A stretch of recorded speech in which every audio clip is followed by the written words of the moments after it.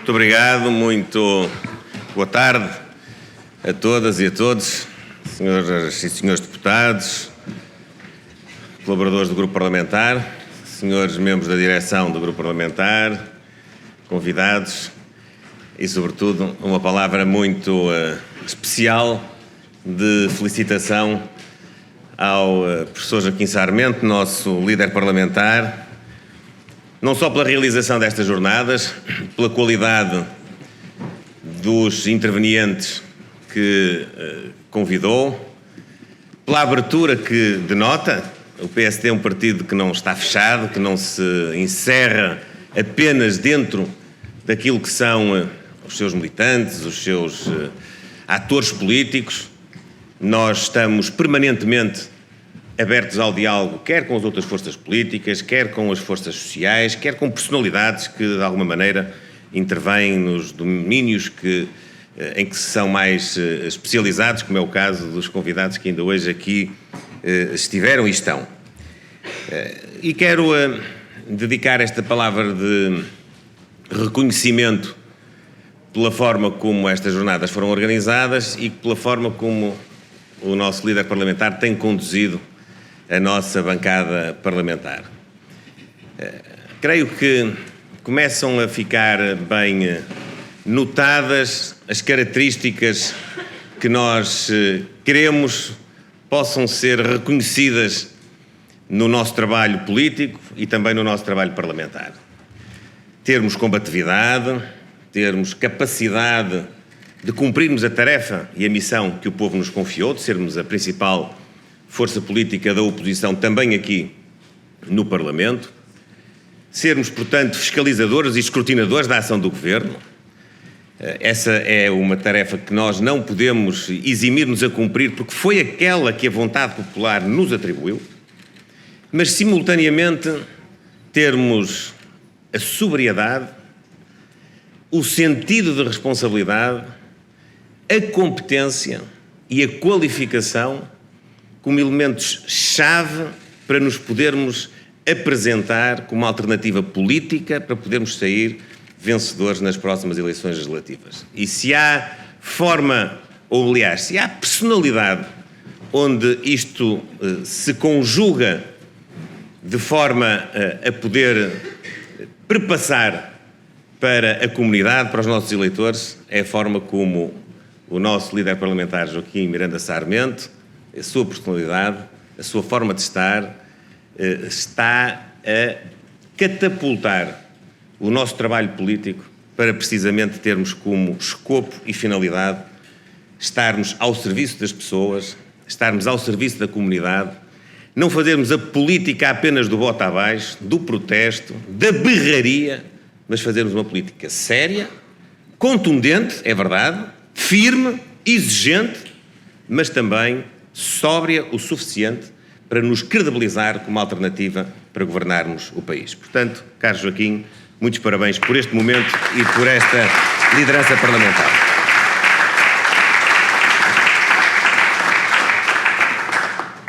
E vamos diretos àquilo que é a situação política hoje de Portugal. Portugal é hoje um país, infelizmente, a sofrer as agruras de um empobrecimento generalizado. Nós estamos a viver um período em que a nossa economia não está a dar uma resposta consistente, duradoura, por forma a nos dar esperança de que nos próximos anos, na próxima década, teremos um ciclo virtuoso de crescimento económico e de criação de riqueza. Bem sei que este ano muito se dirá a propósito da performance da economia portuguesa em termos de crescimento, porque vamos ter um resultado extraordinário. É verdade, mas é bom que atendemos a que esse resultado só é extraordinário porque está no intervalo entre dois resultados que são absolutamente medíocres. Aquele que tivemos o ano passado, num contexto europeu, e aquilo que se perspectiva podemos vir a ter no próximo ano, e o próprio Orçamento do Estado já o estima também como provável.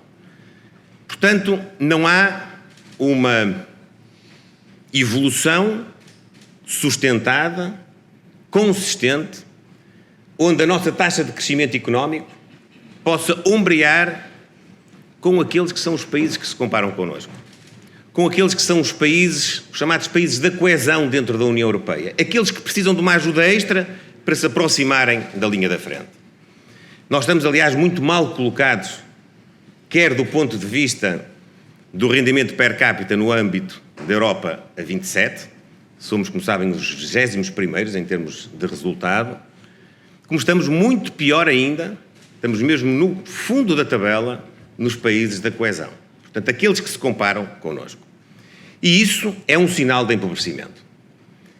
Mas o empobrecimento é muito mais do que um número, é muito mais do que uma estimativa de crescimento da economia. É evidente que a economia será sempre o suporte da criação da riqueza, dos recursos que permitem ter depois efeitos sociais, efeitos que se refletem na qualidade de vida de uma comunidade. Mas nós empobrecemos mesmo quando, tendo hipotéticos bons crescimentos da economia, isso não se reflete precisamente na vida das pessoas.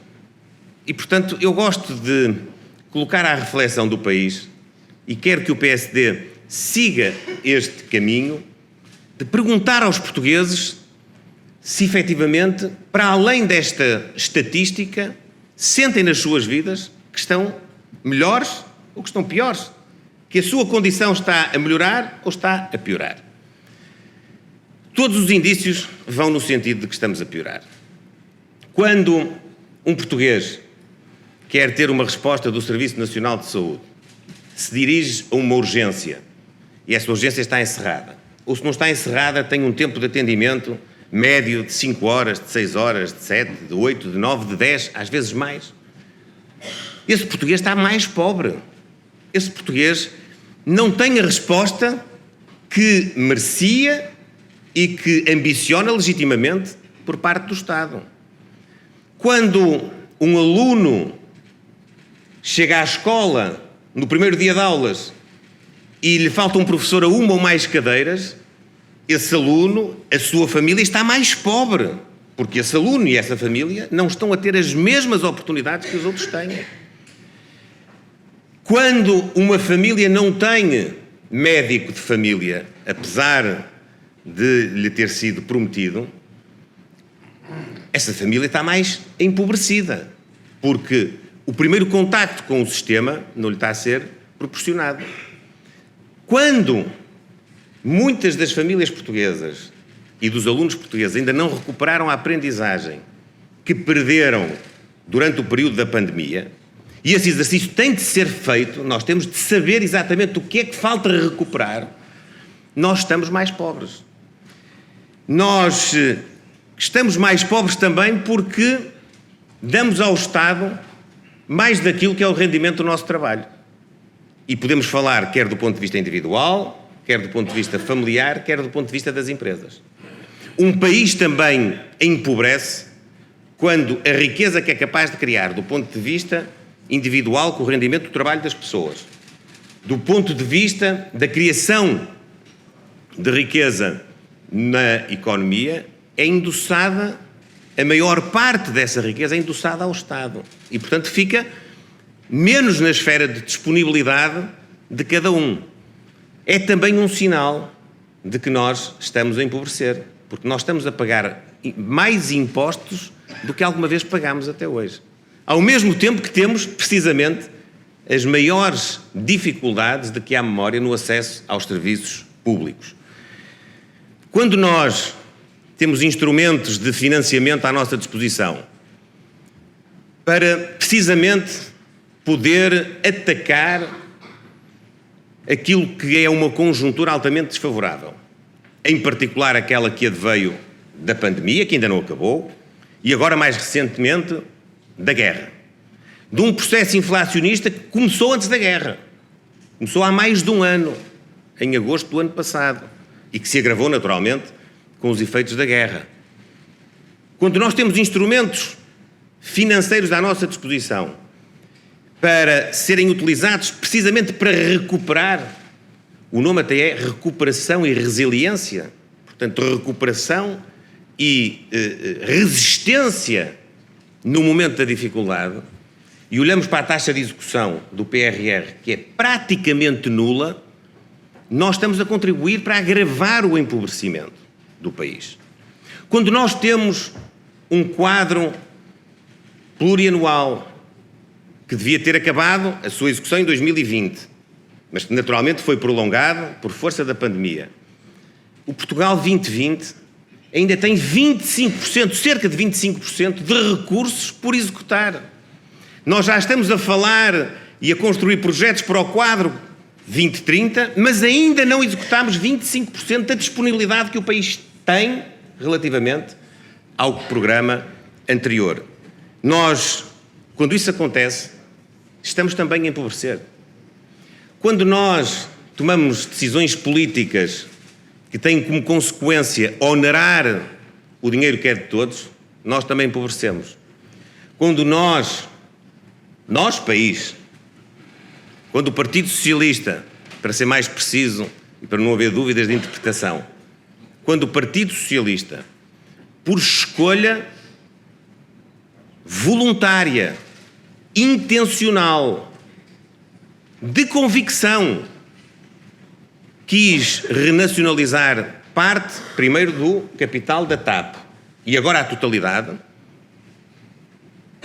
e em virtude disso, os portugueses estão forçados a injetar na companhia 3.200 milhões de euros, nós estamos a ficar mais pobres, porque esses 3.200 milhões de euros podiam ser utilizados em muitas outras daquelas que são as tarefas que estão a falhar ao povo português.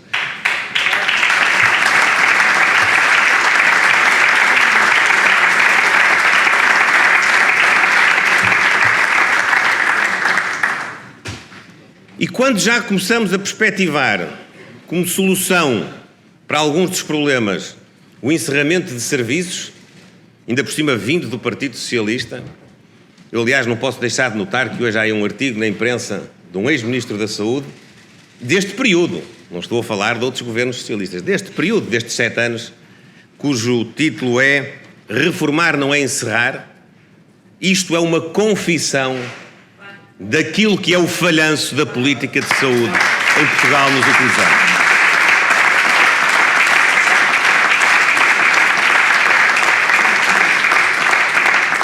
Quando nós temos tribunais que não têm papel para imprimir peças processuais, para serem enviadas às partes, para que o processo possa fluir, para que possamos almejar ter a tal celeridade que está no centro da política da justiça.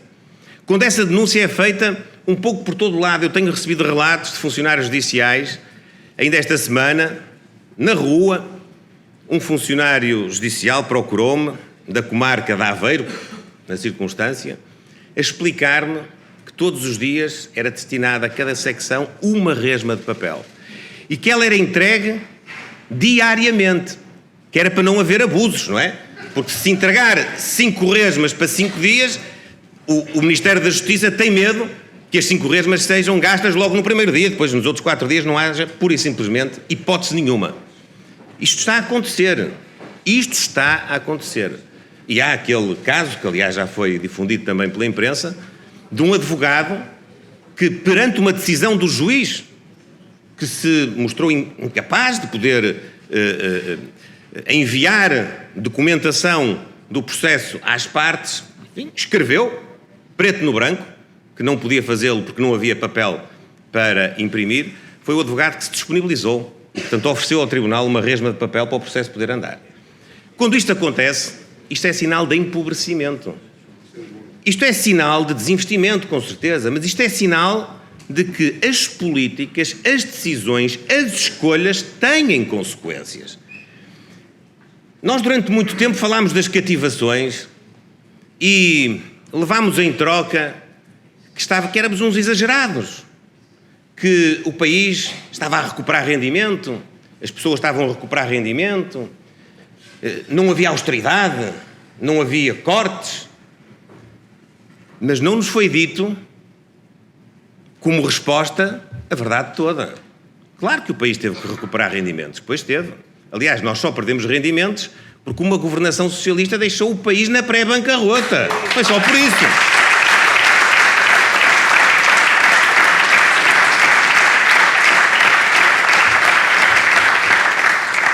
Agora é preciso dizer, as contas têm um déficit controlado, ainda bem que têm. A dívida, eu não vou dizer que está controlada, ela vai descer, sobretudo por efeito da inflação e também pelo efeito do rácio face ao crescimento atípico deste ano da economia, mas é preciso saber à custa de quê? E é à custa destas coisas todas. Aquilo que é hoje a coroa de glória do novo Partido Socialista, travestido de furioso adepto das contas públicas saudáveis, essa coroa de glória traduz-se num empobrecimento generalizado por todos os setores que estão sob a responsabilidade do Estado. E, portanto, o país está a ir numa direção que não é nada auspiciosa para aqueles que virão a seguir a nós. E eu quero aqui, aliás, dizer-vos uma outra coisa e até referir-me a uma declaração que o Sr. Primeiro-Ministro, enquanto Secretário-Geral do Partido Socialista, proferiu ontem. Nós temos denunciado muitos truques utilizados precisamente para disfarçar estas situações, que são muito mais. Há professoras que levam papel higiênico para as escolas porque não há. Isto também me tem chegado todos os dias. Isto está tudo à míngua nos serviços públicos, como nós sabemos.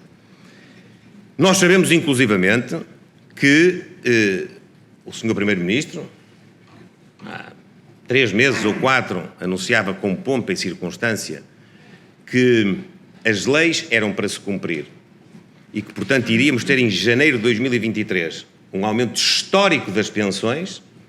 Depois cortou 1.000 milhões de euros ao sistema de pensões e agora diz, mas vão aumentar, ao contrário do que acontecia com a Troika, onde elas foram, algumas congeladas, a maior parte não foi, diga-se de passagem, mas algumas, as mais altas, foram congeladas e até alguns pensionistas tiveram que pagar uma contribuição extraordinária de solidariedade. É verdade. É verdade. Mas isso aconteceu, não foi por escolha.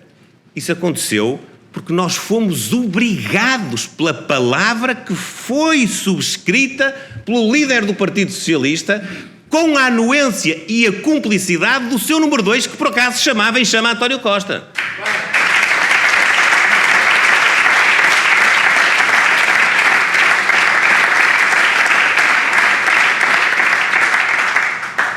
E, portanto, eu sei que o Dr. António Costa e o Partido Socialista tentam sempre esgrimir argumentação com base numa palavra malvada, que é a palavra austeridade.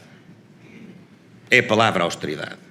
Mas toda esta situação que acabo de vos descrever, assim sumariamente e sinteticamente, o que é senão austeridade? Se isto não é austeridade, então o que é austeridade? A austeridade é só quando nós não temos mais solução nenhuma, vamos de mão estendida pedir crédito para podermos pagar salários e pensões? Isso não é, isso é austeridade, com certeza. São programas de absoluta emergência. Mas nós não tivemos essa emergência nos últimos anos. A herança que este Partido Socialista recebeu em 2015 foram contas públicas sãs, foi a economia a crescer e o desemprego a diminuir. Foram todas as condições para poder governar bem.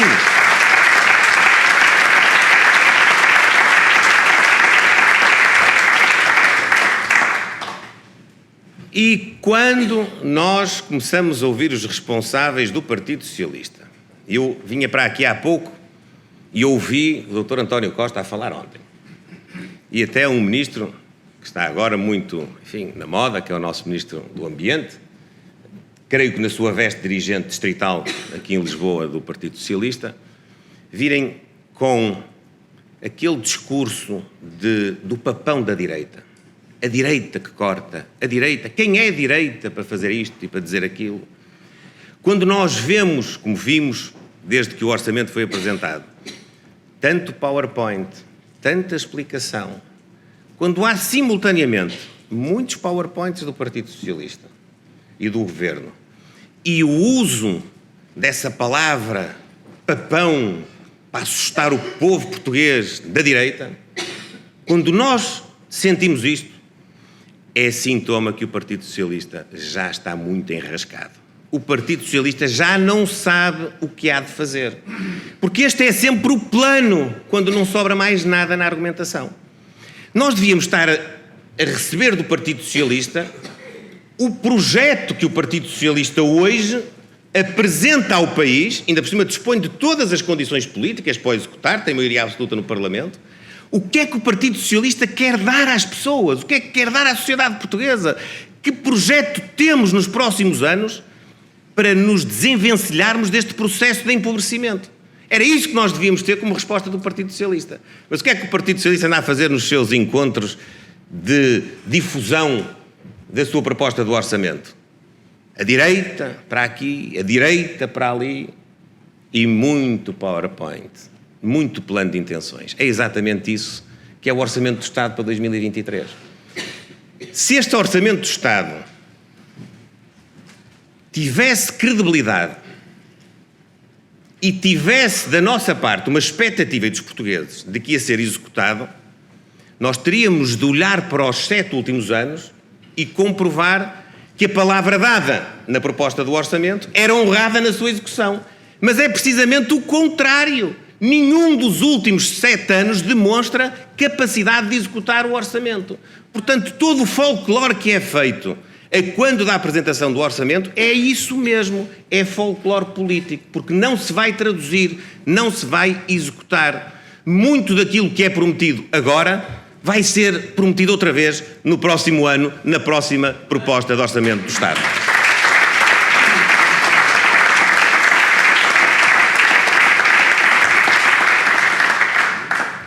E disse o Sr. Primeiro-Ministro, ou melhor, o Dr. António Costa, enquanto Secretário-Geral do Partido Socialista, usou uma alegoria que é, de facto, correta. Ele basicamente disse que a governação, a responsabilidade de quem dirige uma governação é uma espécie de prova de estafeta, em que nós recebemos um testemunho e entregamos o testemunho a quem vem a seguir a nós. É, no fundo, também uma alegoria à nossa responsabilidade enquanto geração. Nós recebemos da geração que esteve cá antes de nós um legado e entregaremos esse legado a quem vier a seguir a nós. Esse princípio está correto. O que o Dr. António Costa se esqueceu de dizer é que nos últimos 27 anos ele é a terceira expressão de que a estafeta corre sempre mal. E eles atrapalham-se sempre e fazem lembrar aquelas equipas que, quando querem passar o testemunho, caem, tropeçam, o testemunho cai e são desclassificadas. Aquilo que acontece às governações socialistas é que elas, no fundo, nunca conseguem passar um testemunho em melhores condições do que aquele que receberam antes. O engenheiro Guterres, qual foi o testemunho que passou? O pântano, com o Dr. António Costa já no governo.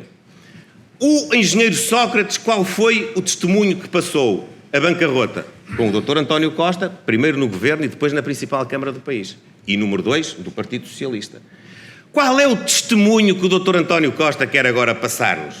Qual é o testemunho que o Dr. António Costa quer legar ao futuro do país? Saúde, educação, segurança social, cultura, desporto, justiça, defesa, proteção civil, segurança, agricultura, pescas. Qual é o setor que o Dr. António Costa pode dizer: eu recebi aqui o testemunho e estou a passá-lo aqui muito mais forte, a corrida que eu percorri valeu a pena avançarmos? Não.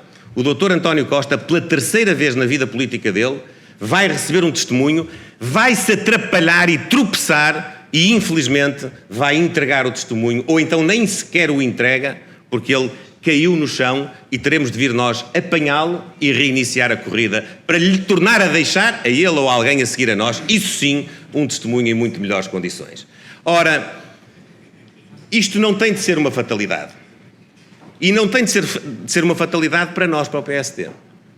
E é isso que eu quero também aqui transmitir-vos no encerramento destas jornadas parlamentares. Nós não nos vamos eximir a fiscalizar o período em que o testemunho está nas mãos do Partido Socialista. Porque nós respeitamos a vontade do povo. E a vontade do povo foi essa. Nós vamos acompanhar, mas vamos acompanhar com exigência. Eu tenho para comigo a convicção de que, apesar de ter passado muito pouco tempo nesta legislatura, nós já podemos afirmar que o povo português está defraudado com a maioria que deu ao Partido Socialista. Ou, dito de outra maneira, o Partido Socialista falhou à confiança que recebeu do povo português.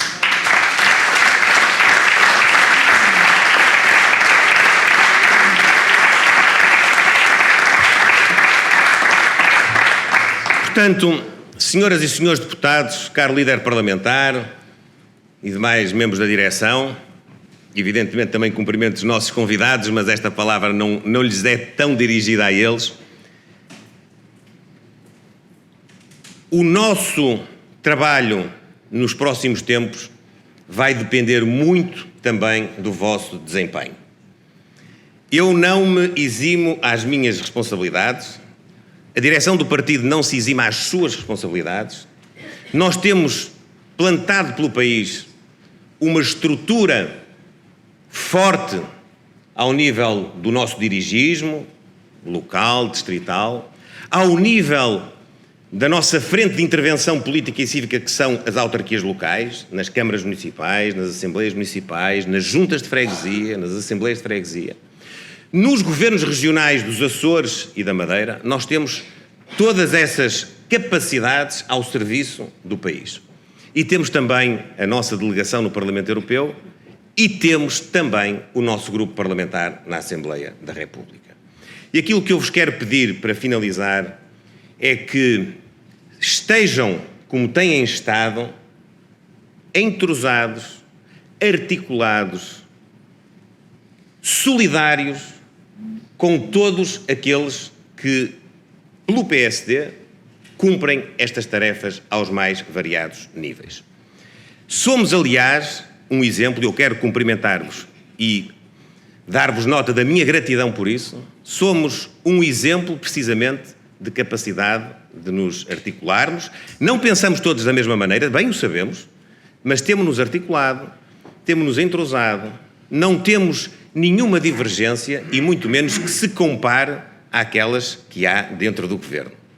Portanto, aquilo que gostaria também de vos deixar como reflexão final é que se sintam parte deste caminho que passa pela denúncia dos erros da governação, mas passa muito também pela apresentação, desenvolvimento, aprofundamento, debate de uma alternativa política para as próximas eleições, que o mesmo é dizer para a próxima década. Nós estamos focados em dar essa esperança ao país. Nós estamos focados em dizer aos portugueses que nós não desistimos de Portugal. Nós estamos focados em mostrar que as governações socialistas não têm o efeito na vida das pessoas que se proclamam quando são legitimadas pelo voto.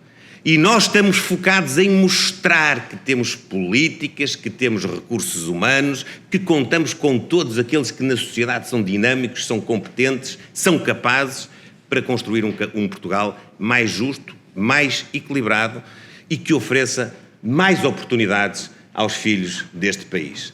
Nós temos o amor ao nosso país que nunca largaremos para dar a Portugal uma alternativa que vislumbre mais crescimento, mais riqueza, mais oportunidades, mais qualidade de vida e que o faça a olhar para cada ser humano, que o faça a olhar para a condição de cada um, que o faça dando a cada um os instrumentos para ele poder realizar o seu projeto de felicidade. Cada um decide o que quer fazer com a sua vida, mas nós temos a obrigação de dar os instrumentos para que essa decisão possa ser uma decisão livre. Viva o PSD, bom trabalho e obrigado a todos pelas jornadas parlamentares. Muito obrigado.